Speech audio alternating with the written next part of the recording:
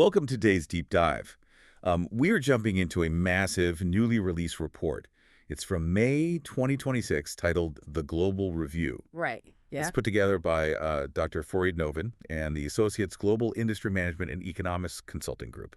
And, our mission today is to explore their incredibly ambitious 26-year comparative assessment of the two most powerful financial institutions on Earth. Yeah, the U.S. Federal Reserve and the European Central Bank. Exactly, the ECB. And, you probably think politicians or, massive multinational corporations control the economy, but this report argues something totally different. Oh, The absolutely. security of your job, the price you pay for groceries, and, well, how we're all going to weather the current incredibly tense closure of the Strait of Hormuz. That baseline reality is actually dictated by a quarter-century invisible cage match between these two central banks. It's a really sobering realization when you truly look at the mechanics of it. I mean, the decisions made in windowless conference rooms in Washington and Frankfurt, they dictate the flow of capital for the rest of us. Yeah, for everyone. And the authors of this report, they bring some serious analytical rigor to evaluating how these two massive economic blocs try to survive the exact same global disasters. From the year 2000 right up to our current, May 2026 geopolitical energy shock.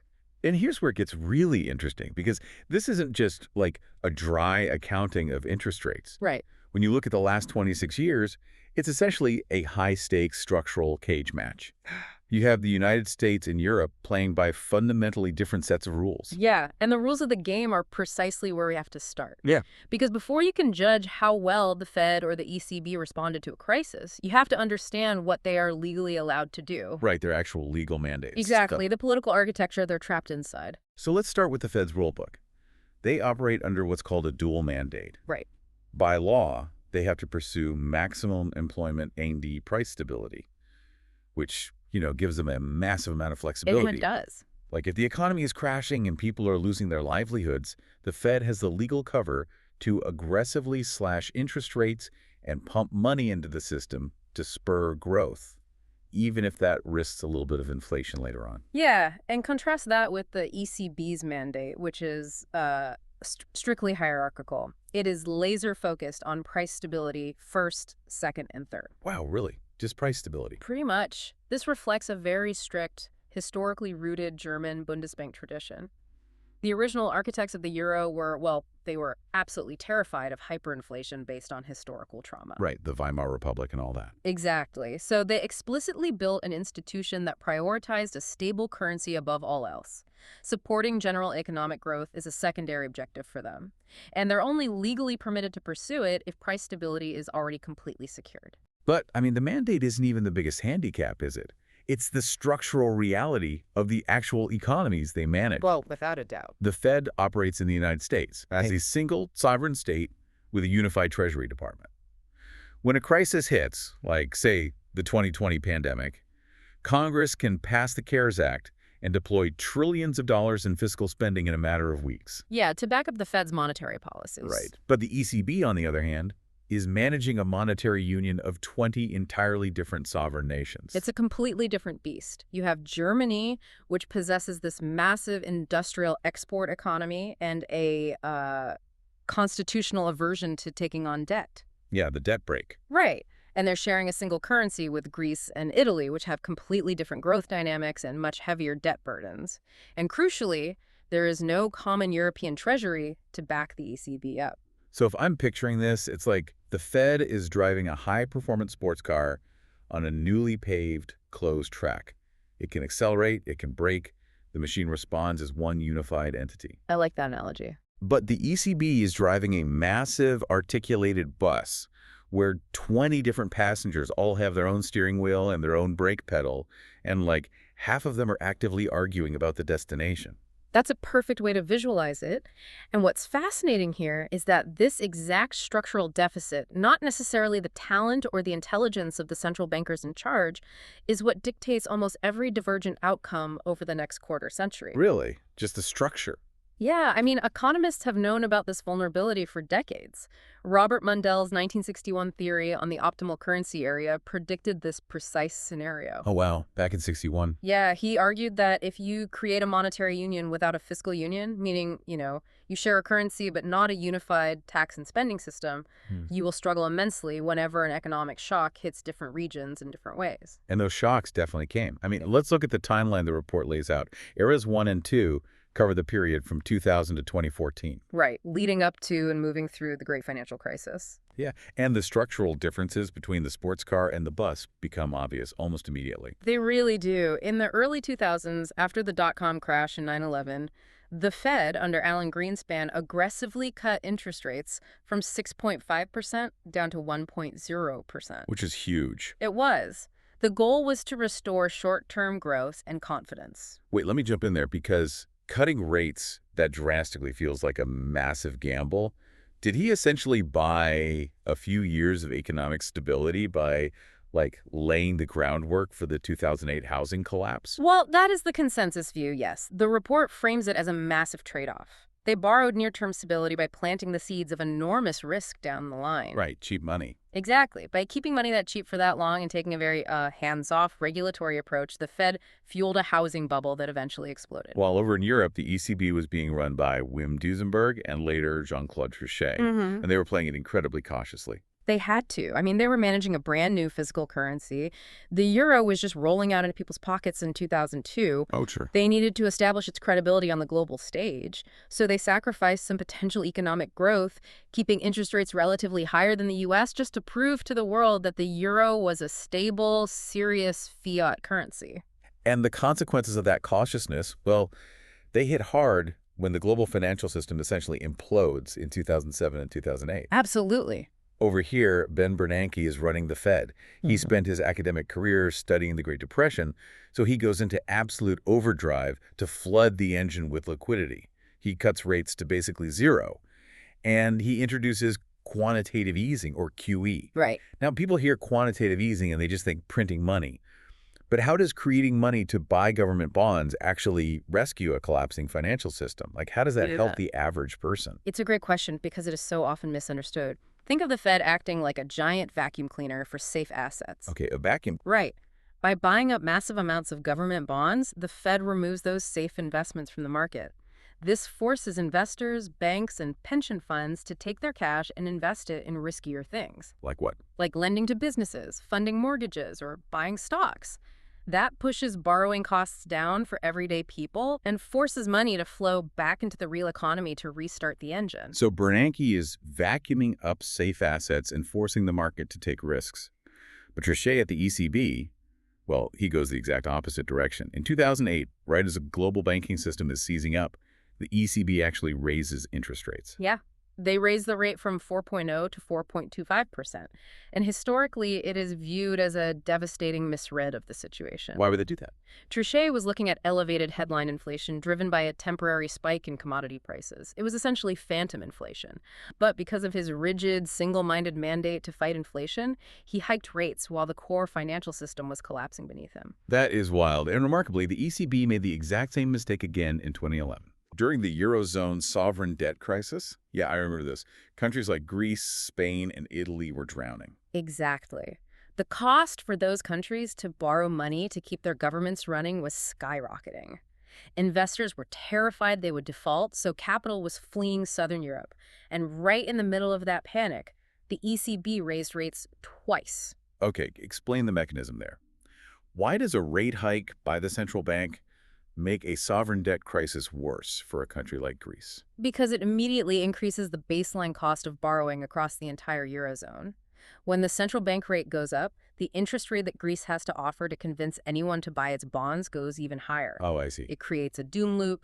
Greece's debt becomes more expensive to service, which makes them look closer to default, which then makes investors demand even higher interest rates to hold their debt. The ECB's rate hikes accelerated that capital flight and plunged those countries into much deeper recessions.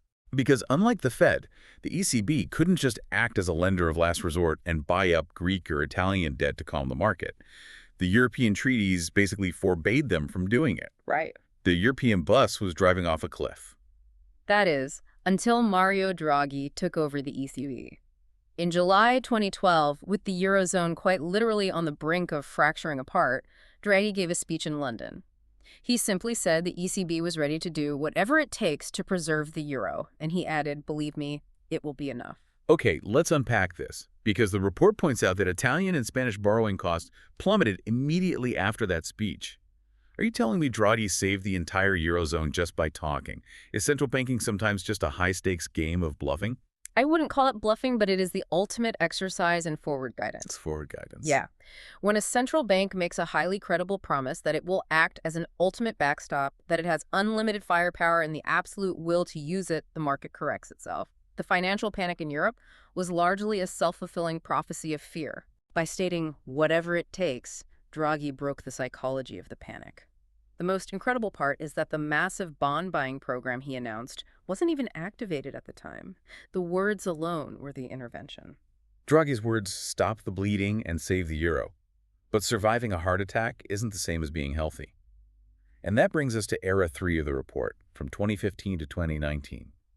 While Europe is just trying to stay conscious, the U.S. economic engine completely rebuilt itself. The divergence here is staggering. Under Janet Yellen and later Jerome Powell, the U.S. economy successfully normalized. Right. The Fed was able to patiently raise interest rates 9 times, bringing them back up to a healthy 2.5%. They started shrinking their balance sheet, and the U.S. labor market responded beautifully. By 2019, U.S. unemployment hit a 50-year low of 3.5%. So the sports car is purring, but the European bus is completely stuck in the mud. Totally. Europe had terrible productivity growth, aging demographics, and inflation was dangerously low.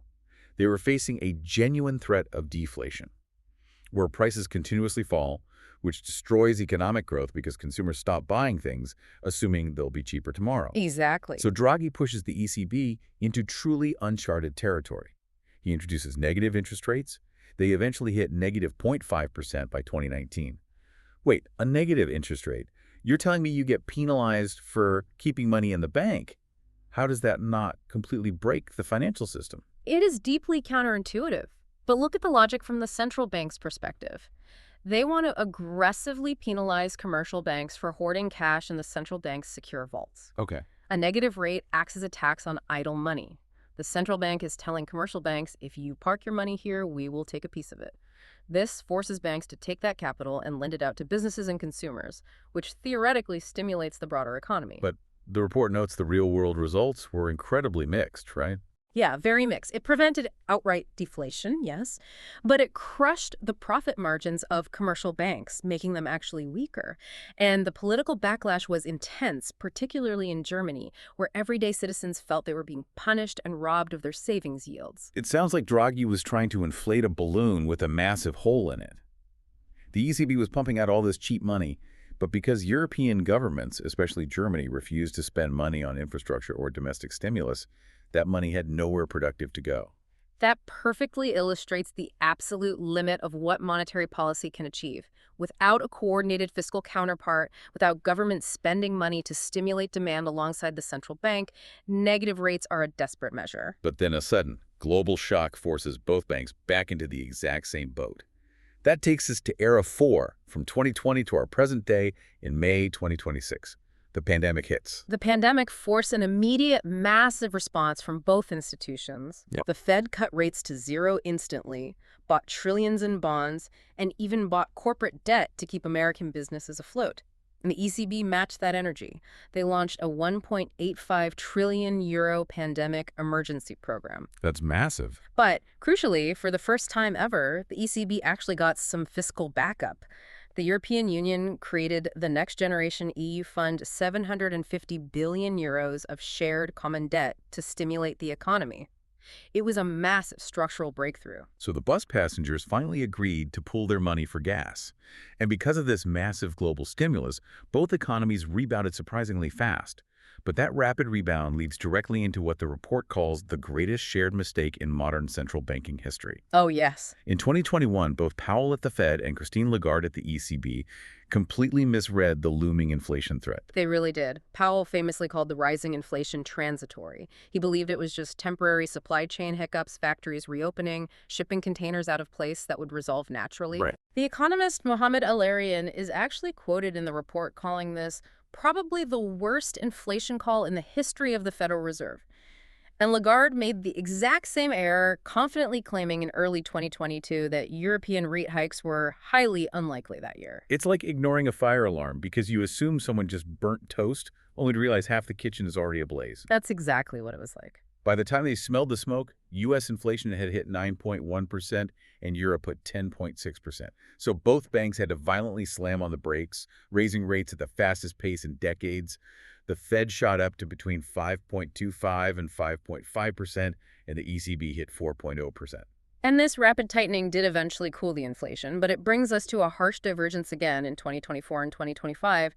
Because their structural economies are so different, they couldn't stay on the same path. Right. The ECB had to start cutting rates aggressively much earlier than the Fed. Why? Because Germany's industrial base was in structural decline due to permanently higher energy costs following the war in Ukraine. While the U.S. was still running hot. Exactly. The U.S. economy remained incredibly robust, allowing the Fed to cut rates much more cautiously. Which sets the stage for the current nightmare scenario detailed in the report's final section, the May 2026 geopolitical energy shock. As of right now, the U.S.-Israeli conflict with Iran has effectively closed the Strait of Hormuz. It's incredibly tense. Yeah, 20% of global oil supply is cut off from the market. Oil just spiked to $115 a barrel. Here in the U.S., gas is over $4 a gallon again, and inflation is surging back. April 2026 U.S. CPI is sitting at 3.8%, and Europe is back up to 3.0%. If we connect this to the bigger picture, this energy shock affects the two blocs completely differently. The United States is now the world's largest oil and gas producer. Right. High oil prices hurt American consumers at the gas pump, certainly, but they also generate massive revenues and investment for the domestic energy sector. Europe, however, is vastly more dependent on imported energy. So it hits them harder. So much harder. The exact same geopolitical shock does far more structural damage to the Eurozone's economy. The ECB is facing a brutal stagflation crisis where they might be forced to hike rates to fight inflation while their economy is actively shrinking from an energy shortage. It is a devastating scenario. And right in the middle of this crisis, we have a massive leadership shakeup. Now, I want to be really clear for you listening. We are simply reporting the facts laid out in the Global Review. We aren't taking any political sides here. Yeah. But the facts on the ground are incredibly tense. They are. The report details the transition to the new chair of the Federal Reserve, Kevin Warsh, who was confirmed just weeks ago on May 13, 2026. Yeah, in a highly partisan 54-45 Senate vote. Exactly. He inherits a highly divided policy committee right as inflation is rebounding, and the political pressure on the Fed is unprecedented. The report lays it all out. President Trump pushing aggressively for rate cuts despite the rebounding inflation. The Department of Justice briefly opening an investigation into the central bank. And on the other side of the aisle, Senator Elizabeth Warren calling Warsh a sock puppet. It's intense.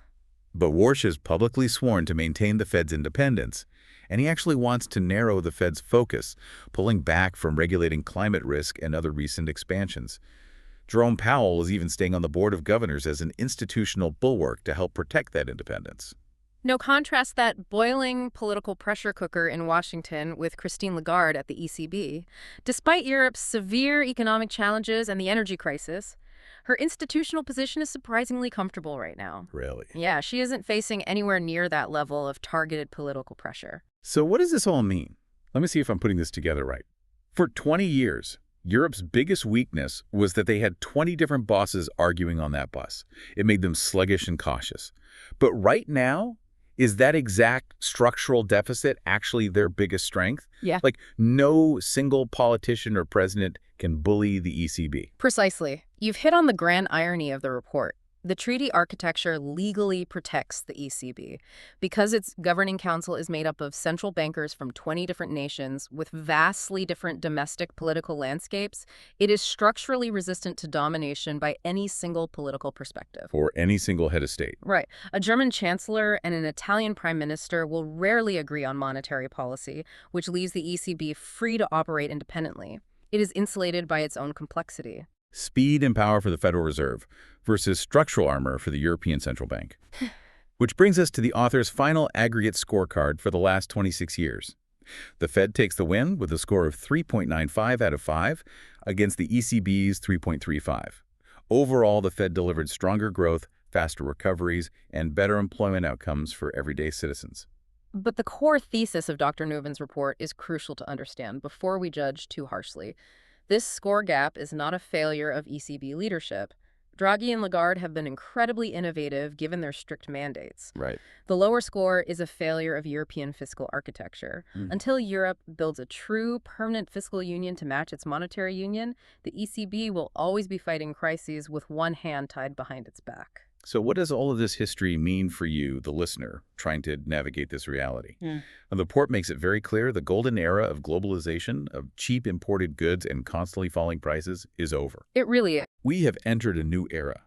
We are looking at intense strategic competition, massive increases in defense spending globally, and the regionalization of supply chains as countries try to secure their own resources. All of these forces are structurally inflationary. Yes, they are. Your money is going to lose its purchasing power faster, meaning the central banks are going to have to fight much, much harder to protect it in this new fragmented world. This raises an important question, one that isn't easily answered, but one we must consider based on the dynamics in this report.